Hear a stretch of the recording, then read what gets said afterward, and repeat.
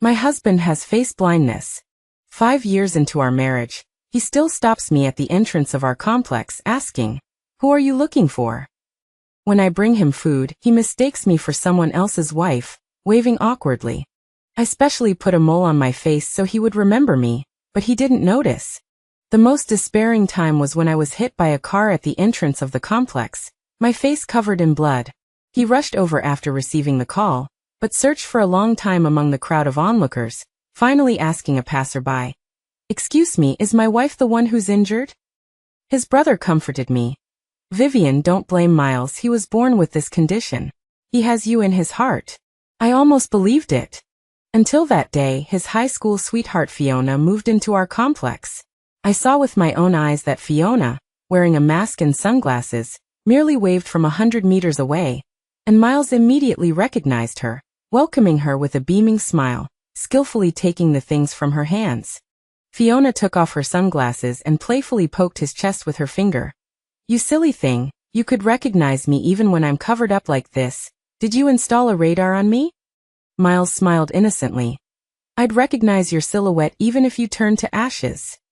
That night, I cried and asked him why he could recognize Fiona, but he said impatiently, "Aren't I face blind?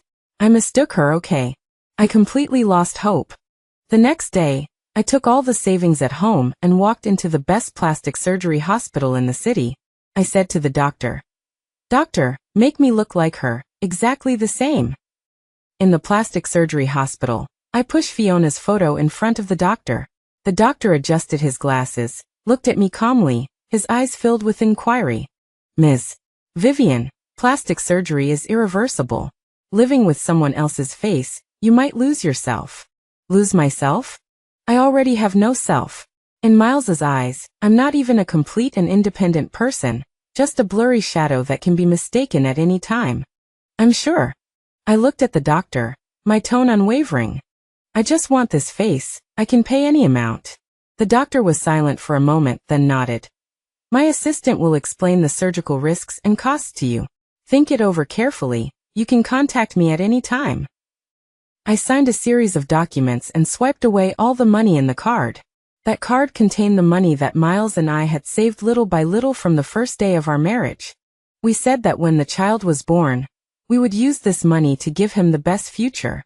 Now, I'm using it to buy myself a future. A future without Vivian, only Fiona. The night before the surgery, the phone rang. It was Miles. I answered it, without saying a word. His impatient voice came from the other end of the phone. "Vivian, where the hell are you? Don't you know to come home and cook? Also, where's the card in my drawer? I've been looking for it for ages. Did you take it? And it's Fiona's birthday soon. We need to give her a thoughtful gift. Hurry up and go choose one." I didn't reply, just hung up the phone and turned it off. Lying on the cold operating table, the anesthetic was injected into my body, and my consciousness gradually blurred. The last thing I thought was, "Miles, this is not the end, this is just the beginning. I want you to watch with your own eyes how the Fiona you love the most destroys everything you have, little by little." The recovery period was long and painful. I locked myself in a rented small apartment, facing the mirror every day, looking at the bandages on my face. I refused all social interaction and cut off all contact with the past. During that time, Miles contacted me once through a friend. On WeChat, he sent a voice message, his tone still so matter-of-fact. "Vivian, come back when you've had enough. Fiona said her light bulb is broken and asked me to fix it. It's not convenient for a big man like me to go to her house all the time. It's good if you come back, you can help her out with anything in the future." I looked at the message and laughed. Then I opened Fiona's WeChat moments. The latest one was a photo of her and Miles at my house. She was wearing my apron, holding a plate of food, smiling brightly and triumphantly. The caption was, "Thank you Miles for dinner, so happy." In the background of the photo was the wall with our wedding photo of Miles and me. At that moment, all my pain and hesitation disappeared. Only a bone-deep, maddening hatred remained. On the day the stitches were removed, I finally saw my new face. The person in the mirror had bright eyes and white teeth, shining with vitality. Every curve, every expression, was exactly like Fiona in the photos. I raised my hand and stroked this unfamiliar face, A face that Miles would recognize even turned to ashes. I looked in the mirror and, imitating Fiona, gave a coquettish little laugh. Silly. But the eyes of the person in the mirror held no trace of a smile, only a desolate, icy wasteland. I went home. Back to the same residential complex where Miles and I had lived for 5 years. In the evening, I put on elaborate makeup, wore a Fiona-style dress, and walked into the complex gate in high heels. Miles, in the security booth, was looking down at his phone. I cleared my throat and, imitating Fiona's voice, softly called out to him, "Brother Miles." He jerked his head up. The instant he saw me, his eyes lit up sharply, like sparks ignited in the darkness. He almost immediately rushed out of the security booth, his face filled with undisguised joy and infatuation. "Fiona? What are you doing here? You look beautiful today." He looked me up and down, his gaze fervent. I sneered inwardly, but on my face, I maintained a sweet Fiona-like smile. "Did you find Vivian?" I deliberately brought up my own name to see his reaction. Miles' smile faltered slightly, then he waved his hand, his tone tinged with distaste. "Don't mention her. Who knows what madness she's up to this time, running away from home and not answering her phone. Never mind her, she won't die." He paused, then looked at me cautiously, tentatively asking, "Did you come to see me?" "Of course." I walked up to him and, imitating Fiona as I remembered her, reached out a finger and gently poked his chest. "If I'm not concerned about you, who would I be concerned about?" His face instantly turned red, and his breathing became heavier. "Fiona, you," he stammered, like a newly infatuated young man. Looking at how he was completely enamored by Fiona, I felt nothing but irony. "Brother Miles, there are so many things I don't know how to do. Could you help me tonight?" I blinked my eyes, softening my voice even more, adding a hint of subtle seduction. Miles nodded almost instantly, like a chick pecking at rice. "Yes, of course. Call me anytime if you need anything." Having achieved my goal, I turned to leave. But he suddenly called out to me, "Fiona." I turned back. He looked at me, his eyes filled with a deep affection that couldn't be erased. He said, "You know, I've never met anyone as special as you. Just one look, and I can never forget you." My heart twinged painfully. In 5 years of marriage, he had never said such a thing to me. He had looked at my face for 5 years, but never remembered it. But Fiona's face was etched into his bones. I suppressed the turmoil in my heart, and gave him a perfect Fiona smile. "Really? Then you have to remember me well." That night, at Miles and my home, he diligently helped me repair my laptop. I poured him a glass of water, and sat across from him. "Brother Miles, do you not have any feelings for Vivian anymore?" I asked, feigning casualness. He paused in the middle of drinking, and remained silent for a long time. "It's not that I don't have any feelings, it's just I feel tired. She's too ordinary, boring, and always overthinking things. Unlike you, Fiona, when you appear, I feel like the whole world lights up," he said, his eyes burning as he looked at me. I lowered my eyes, hiding the hatred within them. The time was almost right. I got up and answered a phone call. "Okay, I'll have my boyfriend sign it." I took out a document from my bag and handed it to him. "Brother Miles, the computer company needs a return visit confirmation signature to release the repair fee to me. But I accidentally cut my hand today, and I can't write. Could you help me sign it?" I stretched out my finger with a band-aid on it, looking at him pitifully. The document was cleverly folded, so that only the page requiring a signature was visible. The title "Divorce Agreement" was covered up by another document. Miles didn't even look, and immediately took the pen. "It's a small matter. Where do I sign?" He was filled with joy at the prospect of serving his beloved. "Just sign here, just your name." Without any suspicion, he lowered his head, and the pen tip landed. I watched as he wrote his name stroke by stroke, my heart pounding wildly in my chest. It was excitement, but also sadness. Miles, Vivian's husband Miles for another woman, had personally signed his own death warrant. After he signed, he handed me the pen, smiling innocently. "All right. Is there anything else I can help you with?" I took the document, carefully put it away, and smiled at him. "No, thank you, Brother Miles." He looked at me, completely lost in a daze. Just then my phone rang. I picked it up and saw it was an unfamiliar number. I answered, and a woman's sharp, frantic voice came from the other end. Who are you? Why are you using my picture as your profile? What exactly do you want to do? It was Fiona. She finally found me. The smile on the corner of my mouth deepened. In front of Miles, I put it on speakerphone, my voice innocent and aggrieved. Who are you? I don't understand what you mean. Fiona on the other end of the phone was clearly furious. I'm Fiona. You liar. You stole my photo and impersonated me.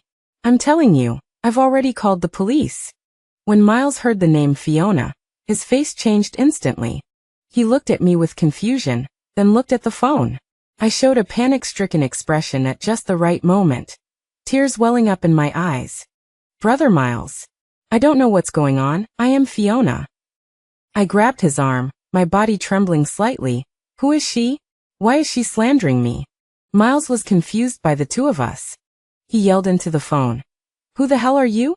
Don't talk nonsense here. Fiona is right here beside me. Fiona on the other end screamed. Miles.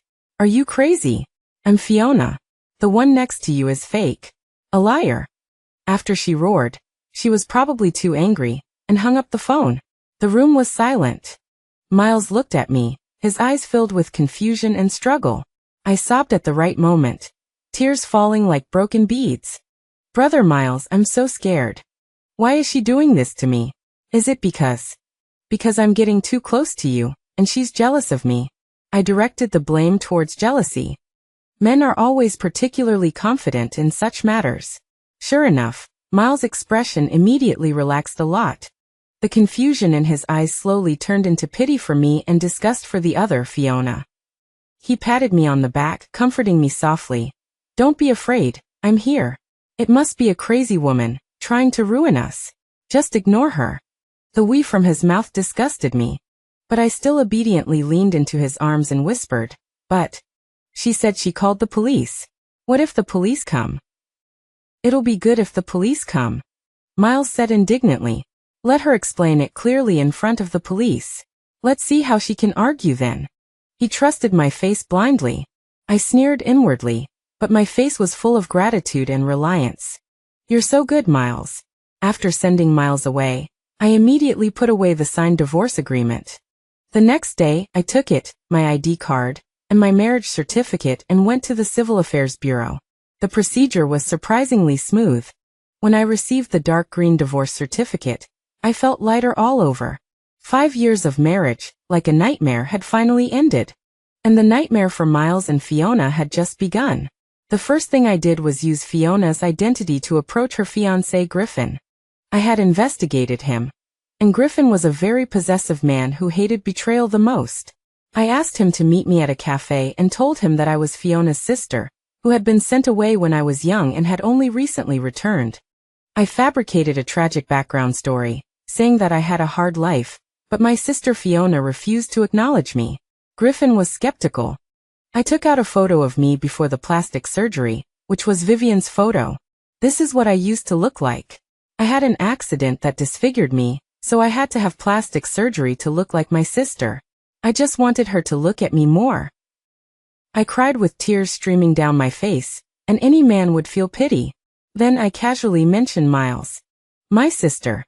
She seems to be getting close to the security captain in her neighborhood. I've seen them together several times, and the way that man looks at her is different. Brother-in-law, you should pay more attention to her. I fed Griffin the evidence little by little, including Miles going to Fiona's house late at night to fix things, including the photo Fiona posted on her Moments, which was taken at my house. Griffin's face darkened inch by inch, and the real Fiona was currently overwhelmed because I was impersonating her. She tried to explain to her friends, but no one believed her. Everyone thought she was acting out a thief crying "stop thief" play to attract Griffin's attention. Cracks began to appear in her life. Finally, on the eve of her and Griffin's engagement banquet, I detonated the last bomb. I sent a video to Griffin from an unknown number. The video was of Miles. He was confessing his love affectionately to the camera, and I was behind the camera. Fiona, I love you. I fell in love with you the first time I saw you in high school. I know you're getting engaged soon, but please give me one more chance. I'm willing to do anything for you, even get a divorce. I had him record this video after tricking him into signing the divorce agreement. I told him that I wanted to see his true feelings for Fiona. He did it without hesitation. The second the video was sent, I called Fiona.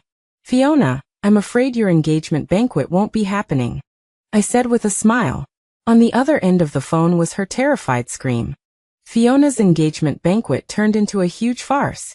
Griffin was looping Miles's affectionate confession video on the giant screen in the banquet hall. The eyes of all the guests were like knives, all pointed at Fiona in her white dress. She stood on the stage, her face as white as paper, trembling all over. It's not me. The person in the video isn't me. Griffin, believe me. She cried and reached for Griffin's hand, but he disgustedly pushed her away. Not you? Fiona, do you think I'm a fool? Griffin pointed to Miles's infatuated face on the screen and sneered. This man even got a divorce for you. What else are you trying to argue? Divorce? Fiona was completely stunned. When did he get a divorce? You don't know? Griffin laughed even more sarcastically. His wife Vivian completed the divorce procedures with him long ago, leaving with nothing. Dare you say this has nothing to do with you? Fiona couldn't defend herself. She could only repeat again and again, I don't know. I really don't know. Her explanation seemed so pale and powerless in the face of the ironclad video evidence. Griffin's mother rushed onto the stage, pointing at Fiona's nose and cursing. Our Griffin family must be cursed for 8 lifetimes to think of marrying a fickle woman like you. You're already messing around with a security guard in the same complex before even getting married. You're shameless. Security guard? Divorced? Left with nothing? The guests below the stage discussed amongst themselves, their gazes towards Fiona filled with contempt and disdain. Fiona's world completely collapsed at this moment. The sense of superiority she prided herself on, the perfect image she had painstakingly maintained, was torn to shreds. Like a madwoman, she rushed off the stage, wanting to shut down the video that had ruined her reputation, but was stopped by the security guard. In the end, she was driven out of the banquet hall in a disheveled state by the Griffin family. I sat in the corner, coldly watching everything, watching her fall from the clouds into the mud, tasting the bitterness of being condemned by everyone. Fiona, this is the price you have to pay for suppressing me, despising me, and trying to replace me. How does it feel to be replaced? After dealing with Fiona, the next one is Miles. The divorce verdict took effect, and he was notified that he would leave with nothing and must move out of our house within 3 days. He was dumbfounded when he received the court summons. He took the divorce agreement that he had personally signed and rushed to the apartment I was renting. He pounded on the door, screaming frantically, Fiona, get out here. What is going on? Why did you lie to me? He still thought I was Fiona. I opened the door and looked at him coldly. What did I lie to you about? This. He threw the divorce agreement in my face. Didn't you say this was a document from your fiancé's company? Why is it a divorce agreement? Where did you take Vivian? I picked up the paper from the ground and gently dusted it off. Miles, look carefully, you personally signed it. My calmness made him even more frantic. You clearly said it was another document when I signed it. You liar. Why did you want to harm me? Harm you? I laughed, so hard that tears almost came out. Miles, have you forgotten how you swore to the camera that you loved Fiona and were willing to do anything for her, including getting a divorce? I just fulfilled your wish. He froze, as if a bucket of ice water had been poured over his head. Yes, those videos, those words, were all said by him. He looked at my Fiona face, his eyes filled with fear and confusion. You, who are you? He finally asked. I walked towards him step by step, leaned close to his ear, and used Vivian's most authentic voice, which he had failed to remember for 5 years, to tell him word by word. Miles, I am Vivian. The figure you would recognize even as ashes, I bought with money. This face that is engraved in your heart, I exchanged for the money we prepared for our child. His pupils shrank to pinpoints in an instant. The color drained from Miles' face at a speed visible to the naked eye. He staggered back 2 steps, looking at me in disbelief, his lips trembling, but he couldn't say a word. Fear, shock, regret. Countless emotions intertwined on his face, eventually turning into a dead silence. No. Impossible. He muttered to himself, as if trying to convince himself, Vivian. She doesn't look like this. Yes, she doesn't. I looked at him coldly. That's why you can't remember her. That's why you treat her like a stranger. That's why you didn't recognize her when she was hit by a car and her face was covered in blood. Every word I said was like an awl, piercing his heart. Aren't you face blind? Miles, don't you only recognize Fiona?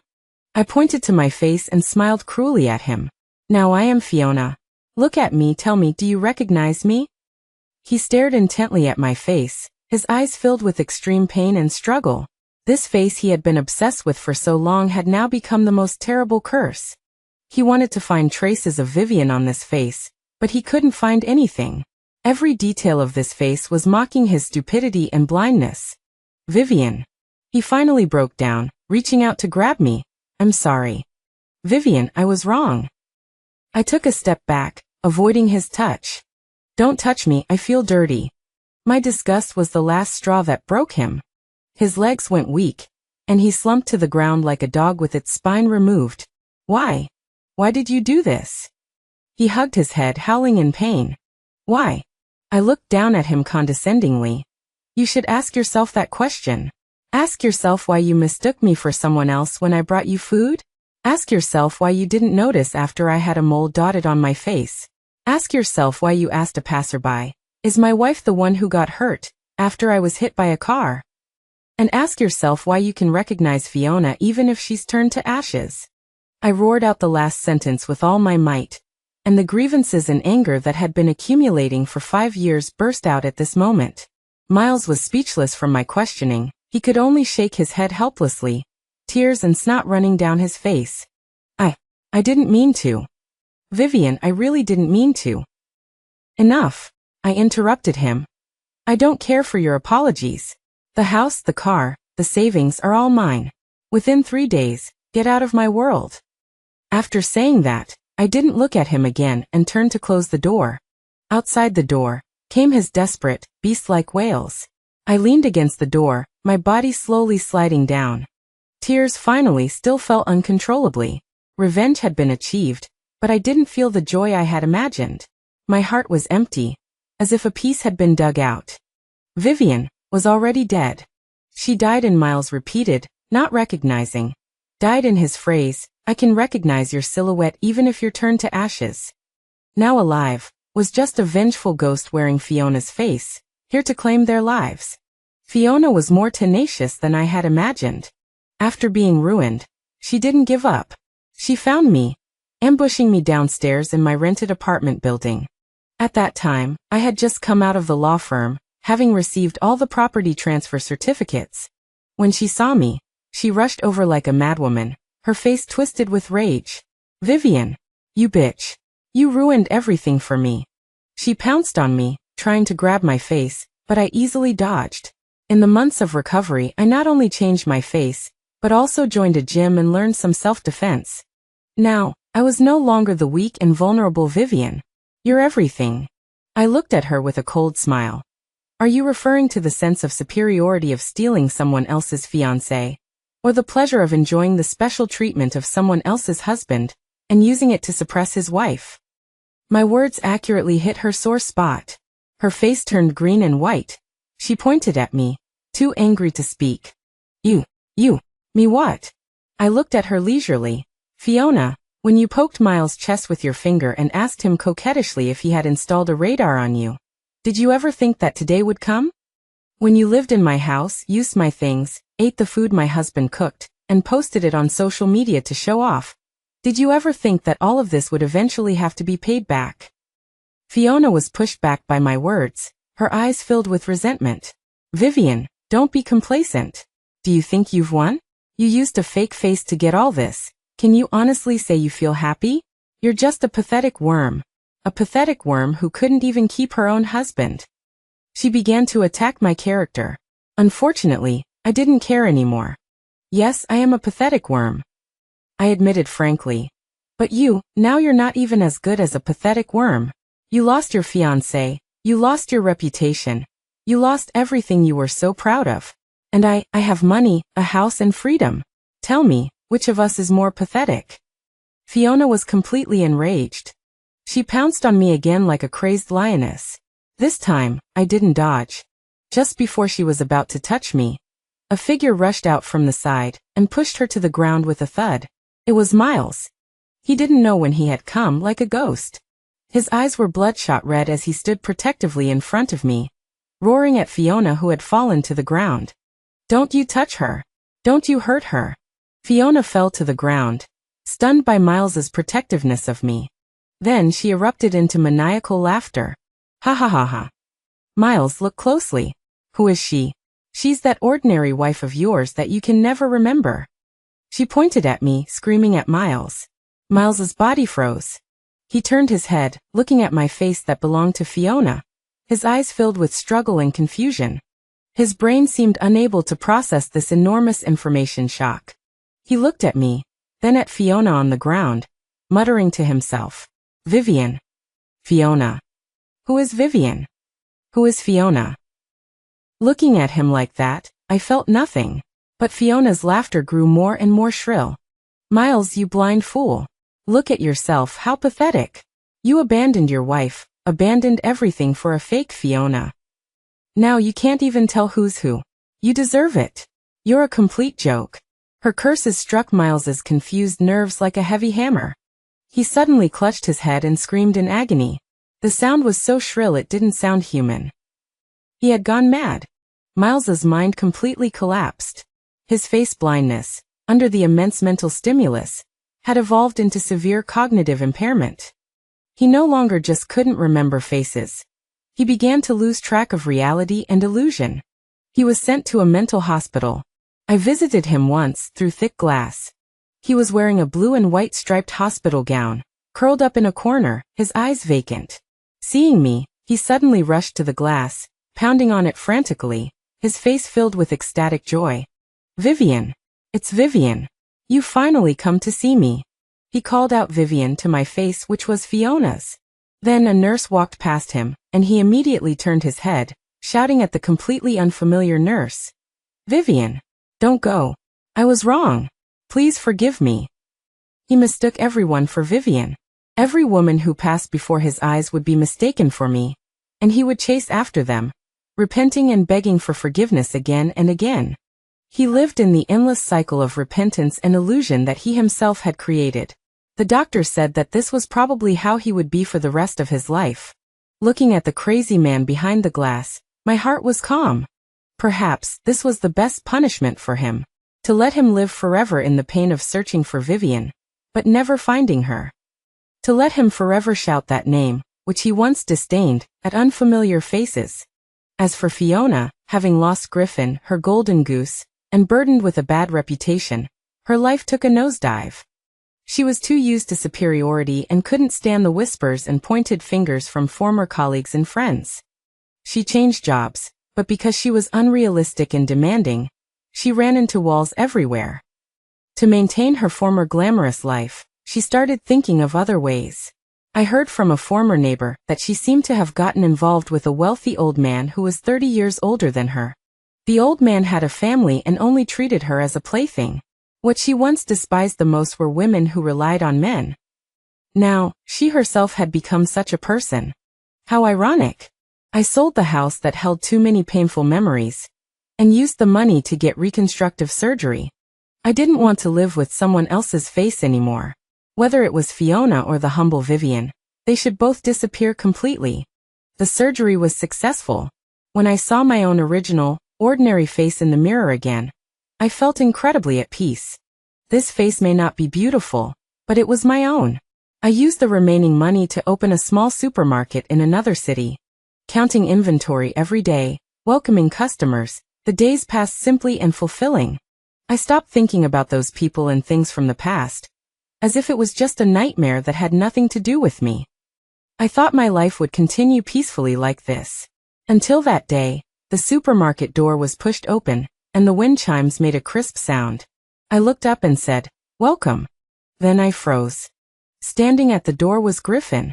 He was much thinner and more haggard, but his eyes were unusually bright. He looked straight at me and walked towards me step by step. "I've been looking for you for a long time," he said. I looked at the griffin in front of me, filled with apprehension. "I don't know you," I said coldly. He seemed to not hear me, looking around my small supermarket. "You keep this place quite clean." His gaze finally landed on my face, with a complex emotion that I couldn't understand. "You and her look nothing alike."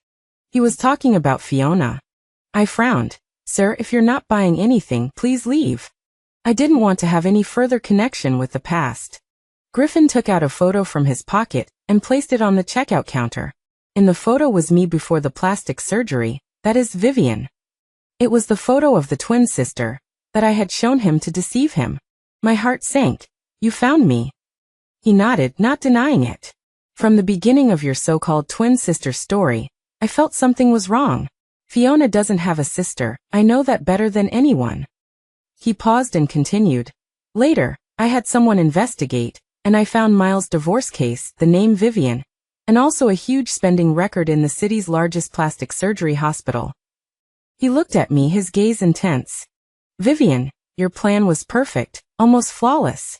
You deceived Miles, deceived Fiona, and almost deceived me." I clenched my fist and looked at him coldly. "So what? Are you here today to avenge Fiona?" He shook his head, a bitter smile on his face. "Avenge? Why would I avenge the woman who deceived me?" He put away the photo, his voice tinged with weariness. "I'm just curious. Curious about what kind of person a woman who can set up such a grand scheme is really like." His answer surprised me. I was silent, not saying anything. "Fiona and I are completely over." He looked at me, his eyes very serious. "That scene at her engagement party made me see a lot of things clearly. I must have been blind before." He laughed self-deprecatingly. "Vivian, I didn't come here today with any malice. I just wanted to say thank you." "Thank me?" I was even more puzzled. "Yes, thank you," he said. "Thank you for letting me see Fiona's true colors, and thank you for letting me withdraw from a wrong relationship in time." After he finished speaking, he looked at me deeply, then turned and left my supermarket. I looked at his back, and I couldn't recover for a long time. In this world, there really are people who can see the truth and not just blame the victim. After that day, Griffin didn't bother me anymore. My life returned to peace. Occasionally, I would think of Miles, remembering him being locked in a mental hospital, calling Vivian to every woman. There was no hatred in my heart, only a void. He and I finally reached this point. And I, in the most extreme way, completed my rebirth. A year later, my little supermarket business was booming, and I even hired 2 shop assistants. Life was getting back on track, and I even started to consider whether I could begin a new relationship. One day, I was organizing the shelves when a social news report came on the store's TV. Recently, our city police cracked a major commercial fraud case. The main perpetrator, Fong, was arrested according to law on suspicion of fraud, forging financial instruments, and other charges. A face in handcuffs flashed across the TV screen. It was Fiona. The news said that after falling out with that rich old man, she had turned to crime for money. She used her beautiful appearance and social skills to gain the trust and money of many people, involving a huge amount of money. Looking at her haggard and resentful face on TV, I felt no emotion.